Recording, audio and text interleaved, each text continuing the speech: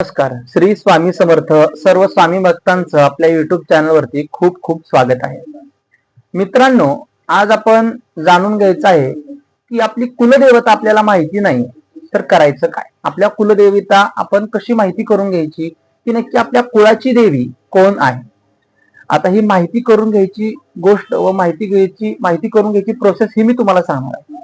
तत्पूर्वी चॅनलवर नवीन असताल, व्हिडिओवर नवीन असताल तर लाईक करा, व्हिडिओला शेअर करा आणि सबस्क्राईब करायला विसरू नका. अशाच मी नवीन नवीन माहिती व नवीन नवीन उपाय व साधना मी तुमच्यासाठी आणत असतो.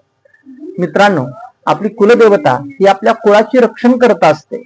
कुलदेवी ही मुख्यतः पूर्व ऋषींपासून चालत आलेली देवी आहे आणि अशा देवीला आपण कुलस्वामिनी कुलदेवी असं म्हणतो. आता आपली कुलदेवी आपण कशी ओळखायची, नक्की आपली कुलदेवी कोण आहे. सर्वप्रथम आपण कुलदेवी माहिती नसेल तर देवी उपासना करायची आहे. नवदुर्गेची उपासना करायची आहे. नवदुर्गेची उपासना केल्याने आपल्याला समजतं की नक्की आपली कुलदेवता कोणती आहे. करायचं असं आहे, जर का तुम्हाला सप्तशतीचं वाचन करायला येत असेल, दुर्गा सप्तशतीचं वाचन जर का तुम्हाला करता येत असेल तर आपण समोर एक दिवा लावायचा आहे आणि लाल आसनावरती पूर्वाभिमुख होऊन म्हणजे पूर्व दिशेला तोंड करून सप्तशतीचं डेली 9 दिवस आपण पाठ करायचं आहे. हे पाठ केले असता कुलदेवीला आपण नवदुर्गेला सांगत राहायचं आहे की मला नेमकं माझ्या कुळाची देवी माहिती नाही तर तू सांग म्हणून. असं करून जर का तुम्हाला सहज जर का समजत असेल, जर का तुम्हाला सप्तशतीचं वाचन करून जर का करता येत असेल तर करू शकता. नाहीतर आपण एक मंत्र सांगतो तर त्या मंत्राद्वारे सुद्धा तुम्ही तुमची कुलदेवता ओळखू शकता. करायचं असं आहे की लाल आसनावरतीच बसायचं आहे. समोर आपण तुपाचा दिवा लावायचा आहे. देवघरापाशी एक सुपारी कुलदेवीच्या नावाने आपण मंदिरामध्ये स्थापित करायची आहे. ती सुपारी लाल असावी याची काळजी आपण घ्यायची आहे. आणि हा मंत्र व्यवस्थित तुम्ही लिहून घ्या. मंत्र असा आहे, ओम जयंती मंगला काली भद्रकाली कपालिनी दुर्गा क्षमा शिवाधात्री स्वाहा स्वधा नमोस्तुते. हा मंत्र दुर्गा सप्तशती मधला आहे. हा मंत्र आपण डेली माळेवरती जाप करायचा आहे.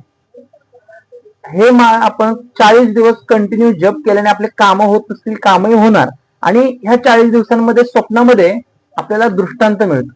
आपल्याला समजते की आपली कुलदेवी कोणती आहे. हे उपासना सुरू करायच्या आधी एक नारळ घ्यायचा. कुलदेवीला मंदिरात देवघरामध्ये आपण कुलदेवीच्या नावाने नारळ मांडायचा आहे. त्याला हळदी कुंकू लावून कुलदेवीचं नाव घेऊन 2 अगरबत्ती त्या नारळाच्या शेंडीमध्ये आपण लावायचे आहे. हे नित्य लावायचे आहे. त्याने त्या देवीचं आवाहन त्या जागेवरती होतं, कारण की आपल्याला देवी माहिती नसते. तर ह्या नारळाद्वारे आपल्याला 40 दिवसांमध्ये समजते की आपली कुलदेवी कोण आहे. त्या नारळाची परत कलशावरती स्थापना आपण घरामध्ये करून घ्यायची आहे 40 दिवसानंतर. आणि कुलदेवी समजल्यानंतर 40 दिवसामध्ये 40 दिवस कंप्लीट झाल्यानंतर आपण आपल्या कुलदेवीचा धावा घ्यायचा आहे. आपली कुलदेवीला आणण्यासाठी आपण जायचं आहे. ह्या गोष्टी केल्याने आपल्याला समजतं की आपली कुलदेवी कोणती आहे. स्वप्नाद्वारे, दृष्टांताद्वारे, सप्तशतीचा केला उपाय तरी आपल्याला दृष्टांतामधून आपली कुलदेवी कोणती आहे हे समजतं. कुलदेवी समजल्याने आपल्यावर केलेली बाहेरची बाधा असेल किंवा इतर गोष्टी असतील ह्या नाहीशा होतात. कारण की कुळाच्या रक्षणकर्तीला आपण विसरलो होतो. आपल्याला माहिती नव्हती ती कोण आहे, तर आता ती समजली असं आहे. तर या ठिकाणी तुम्हाला दिलेली माहिती उपासना आवडली असेल तर चॅनलला लाईक करा. होईल तितकं व्हिडिओला शेअर करायला विसरू नका आणि सबस्क्राईब करायला विसरू नका.